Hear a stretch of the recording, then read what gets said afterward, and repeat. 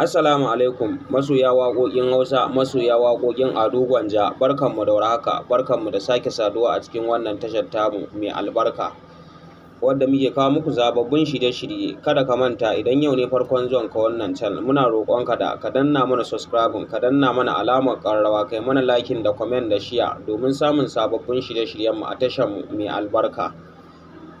Ado Gwanja ya yi wata waƙa wadda ya sa mata suna So Sadaukarwa. Waƙa ce ta musamman kuma waƙa ce wadda ya yi ta wadda take ɗebe kewa domin waƙa ce ta masoya.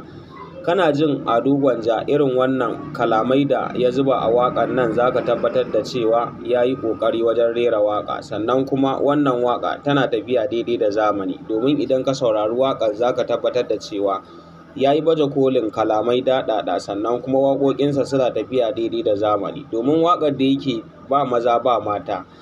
Idan ka saurari waƙarsa za ka tabbatar da cewa Ado Gwanja yana ba da gudunmawa a masana'antar Kannywood, sannan kuma tauraruwarsa tana haskawa. Wannan waƙa wadda ya sa mata So Sadaukarwa waƙa ce wadda za ta zamto muku mabuɗin kunnuwa. Idan ba ku saurare ta ba, ka daure ka saurare ta.